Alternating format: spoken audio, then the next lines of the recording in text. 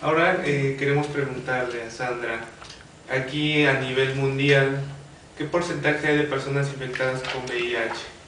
Y en México, ¿qué porcentaje hay de personas infectadas con VIH-Sida?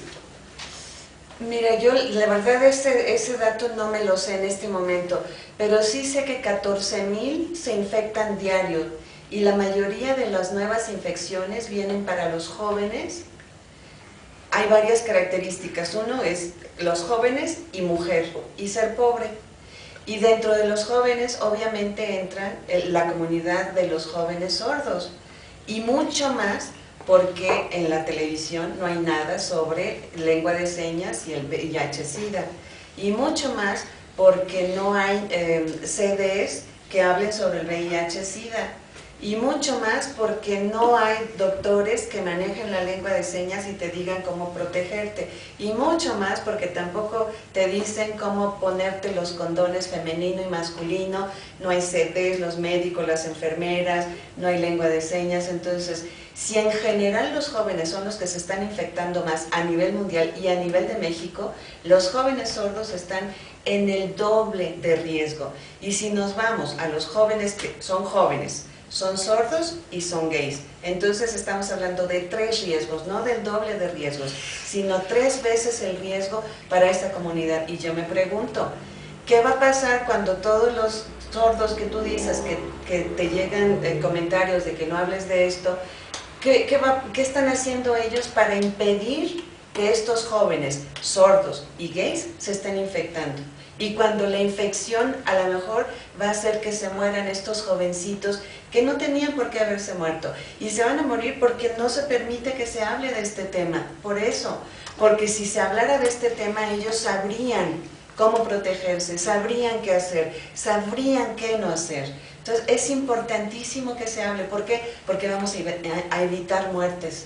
¿Por qué? Porque vamos a evitar infecciones de transmisión, porque vamos a evitar que los jóvenes se sientan mal y tristes porque son homosexuales o porque son ya VIH positivos. Entonces, hablando de esto, vamos a evitar tanto cuestiones físicas como cuestiones emocionales que les dañen su salud. Entonces, por eso es súper urgente hablar de esto. Y yo, al contrario, yo te felicito a ti porque tienes las fuerzas para hablar de esto, porque no es fácil hablar. Yo creo que una persona, antes en SENSIDA, quien trajo la Conferencia Mundial de SIDA a México, fue un hombre de Sonora, Saavedra. Él es Saavedra, y él trajo la conferencia VIH-Sida a México, donde vinieron como 25,000 personas a nuestro país. Jorge Saavedra es un hombre gay, él se casó en otro país con un hombre, él era el director de SENSIDA, ya no trabaja aquí en México, se fue a trabajar a otro lado, y cuando trajo la conferencia del VIH-Sida, él salió del closet. Salir del closet quiere decir que antes yo no lo decía, me daba vergüenza, pero salir del closet significó que él dijo abiertamente, soy gay.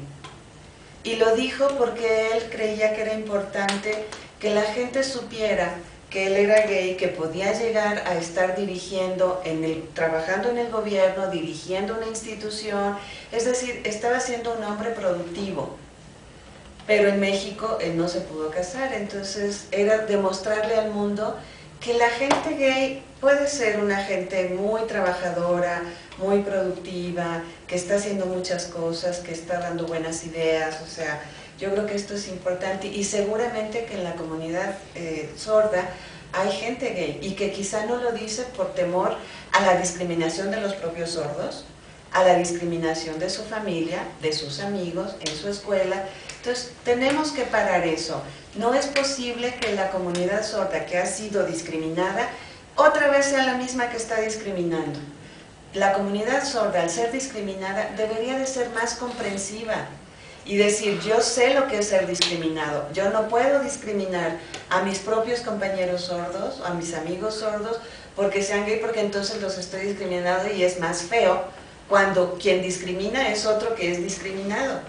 Entonces, Por favor, no hagan eso. También es importante decir que así como la discapacidad está en todos lados, el ser gay, lesbiana, bisexual, está en todos lados. Hay una amiga que se llama Angie Rueda que decía que ser gay es el secreto mejor guardado. Que hay muchísimas gentes que ni nos imaginamos que son gente gay, pero que es gay. Pero no nos imaginamos que es gay porque no lo dice, porque está calladito. Y no lo dice porque le da miedo a que lo discriminen, lo golpeen o lo maten. Por eso no lo dicen.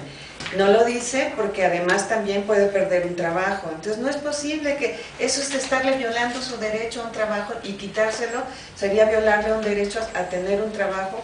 Aunque sea muy capaz, hay gente que los han echado de un trabajo, ¿no? Entonces yo digo, no es posible eso, tenemos ya que parar. O esto, ¿no? Como Ari, no me acuerdo cómo se llama esta, Boroboy.